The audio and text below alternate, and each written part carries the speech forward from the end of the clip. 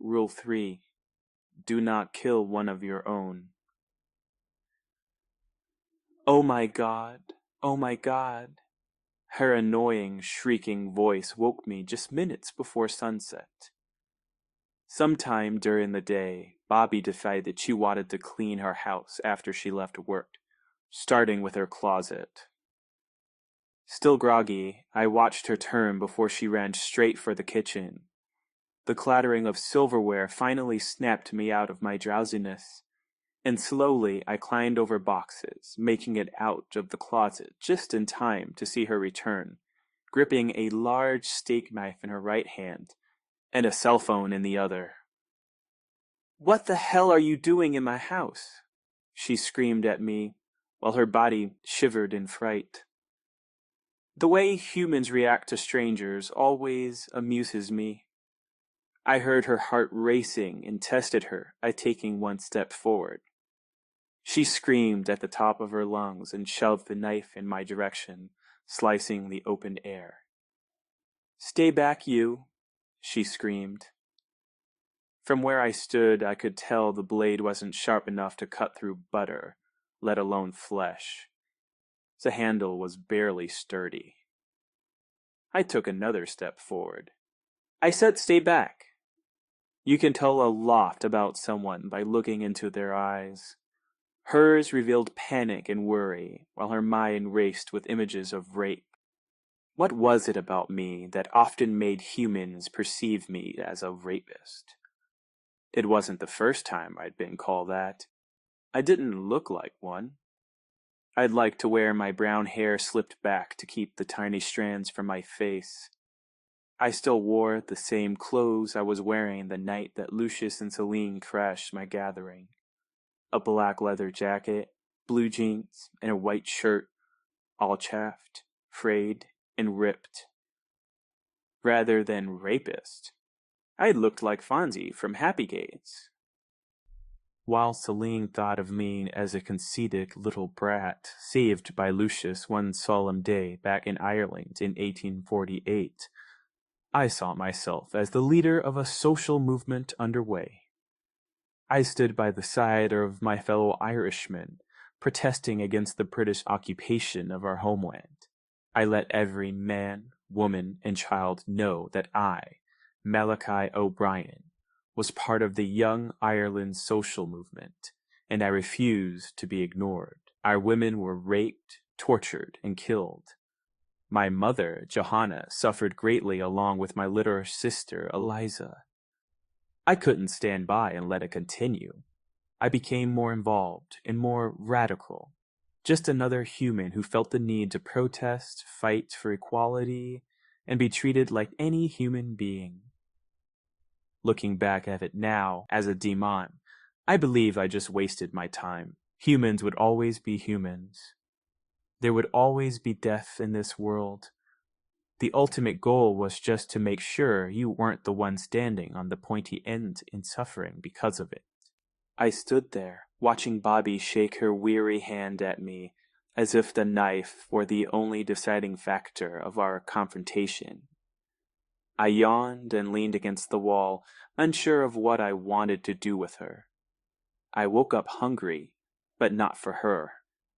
I craved a woman with a little meat on her, young, luscious, and ripe with psychic energy. Bobby didn't have that, but I couldn't ignore my cravings. "I'll call the cops. You just wait right there." She waved the knife at me again. You pervert?" "Go and call them." I proceeded to walk in her direction, taking a sharp right to move to the other side of the room. Suddenly it hit me. It was the same idea I had when I first met Metusba on his farm. After hiding out several days in the back shed, he surprised me with a shotgun aimed straight at my skull. We chatted for a few minutes as he threatened to kill me, and I dared him to, before I easily subdued, drained, and sired him as a thank you of sorts. I didn't have anything to thank Bobby for, but having another Deamhan by my side, just in case I didn't find Metusba, would be the first step to rebuilding my minions. I just had to get over the hump that she didn't smell like the type I preferred to eat. But desperate times called for desperate measures. I couldn't think of any human who'd turn away a chance at immortality. It's all the rage these days. Teenage girls just scream over cute, young-looking, pale men with sharp fangs and dream about these vampires entering their homes during the night, seducing them and falling in love with them. Thinking about those estrogen-filled desires made me chuckle. Who'd want to be a vampire when you could be a demon? It's like choosing to be the prey instead of the beast. Moving at breakneck speed, I grabbed the knife and phone from her grasp and threw them both to the ground. I did all of it before she had the chance to blink. Her mouth widened enough to catch flies, showing some of the hue and fear that I loved seeing. "See what I did there, Bobby?" Shell-shocked, she didn't reply. "I know you saw it. Tell me you saw it." I wanted to hear her say it, but she couldn't speak a word. "I can make you into what I am. I can make you immortal. You'll be fast, strong, and unafraid of anyone and anything." "What?" She spoke in a high, squealy voice. "I can make you immortal." "It's easy, really." I paused. "Well, actually it isn't. Some humans don't survive the transformation." I scammed her. "But you look suitable, I guess. So, you want me to?" She screamed and lashed out at me. Driving her fingernails into my skin, she scored long, deep scratches that healed immediately. Angered, I grabbed her by her arm and easily tossed her across the kitchen. Her back smacked against the fridge and she fell to the floor. "I guess I can't make you." I walked over to her. "Stupid move, Bobby." I knelt beside her and she lazily raised her head. I slipped my hand underneath her chin and raised her head. "I'll give you a second chance, that's it. Bobby, do you want to become immortal?" I've fired plenty of humans in my time, too many to count, and not once did I regret doing so. Each human served me in different ways. The Shoba was my getaway card.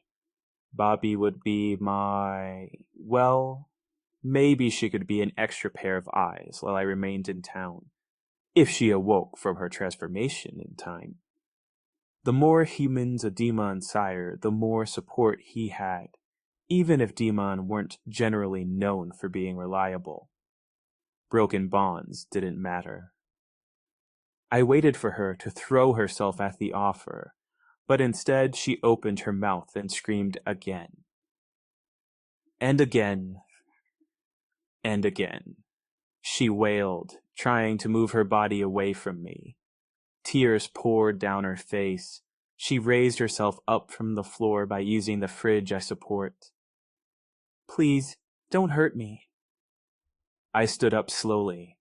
"I didn't say anything about hurting you. I gave you a choice. Do you want to be immortal?